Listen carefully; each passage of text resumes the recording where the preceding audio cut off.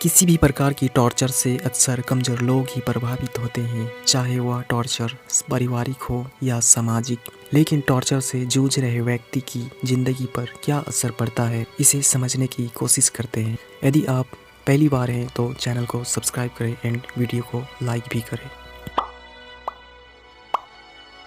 Torture, जिसे हिंदी में यातना कहा जाता है।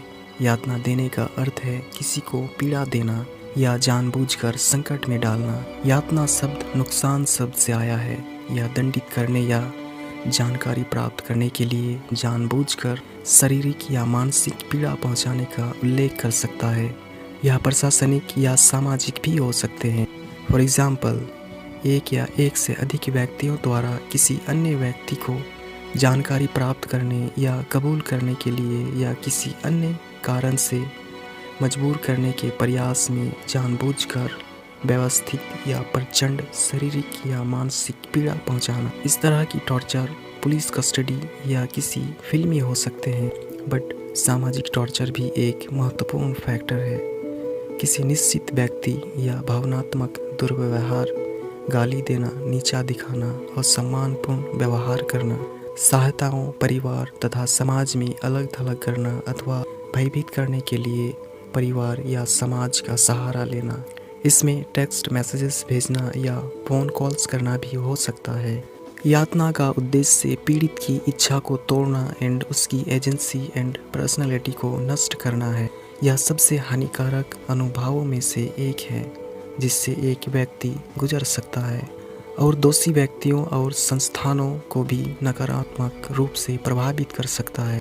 जो लोग किसी भी प्रकार की टॉर्चर से प्रभावित हैं तो उसे कारण भी पता ही होता है। मनोवैज्ञानिक यातना किसी खास पर्सन को मल्टीपल मेंटल टॉर्चर से होता है, जैसे उनकी एटीट्यूड को उनके ही सामने द्वेष के रूप में आचरण करना, उनकी कही बात को किसी अंदाज में उनके सामने रखना एंड एहसास दिलाना कि हाँ, हम चोट पहुंचा रहे हैं।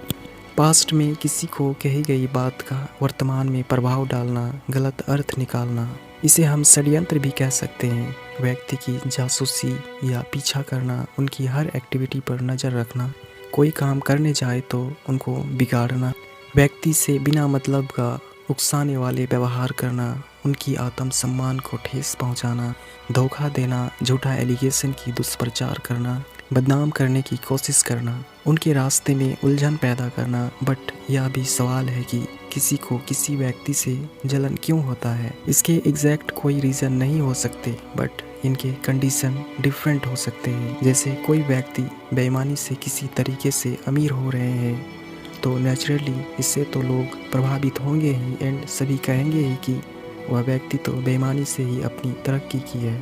But in the same condition कोई व्यक्ति अमीर है, ईमानदार है, सामाजिक है, सही रास्ते में चलता है, लोगों की मदद करता है, बट फिर भी ऐसे शख्सियत को बेईमान पर्सन से अधिक कंडीशन फेस करना पड़ता है। लोग उनसे जलन भाव रखते हैं। ऐसा क्यों, इसका जवाब डिफरेंट होंगे अच्छे बुरे व्यक्ति के अनुसार, लेकिन हम सभी जानते हैं रियलिटी क्या होते हैं। फिर भी कुछ बीच के लोग मेजॉरिटी भीड़ का हिस्सा होना ही अपना भला समझते हैं, जो कि अच्छे लोग के अनुसार गलत है, फिर भी वे सही कहलाते हैं। हम कह सकते हैं किसी बच्चे या व्यक्ति की अपना घर के बाद समाज दूसरा स्थान होते हैं अपनी सिक्योरिटी का। बट ऐसे कई मामले आए दिन देखने को मिलता होगा कि फलाना व्यक्ति को समाज से बॉयकॉट कर दिया, उनसे सारे रिलेशन ख़त्म कर दिया गया। ये तो किसी अपराध की श्रेणी में ही हो सकता है। लेकिन ऐसा भी होता है कि कोई व्यक्ति निर्दोष हो, फिर भी उनको समाज और परिवार की तरफ से इस तरह की टॉर्चर को झेलना पड़ता हो। आई थिंक समाज का कोई भी व्यक्ति इसे डायरेक्टली सही नहीं कहेंगे, फिर भी वे इसी का पालन करेंगे। ऐसा क्यों होता है, क्या यह सही है? इसके बारे में आप क्या सोचते हैं? कमेंट में ज़रूर बताएं। Thank you.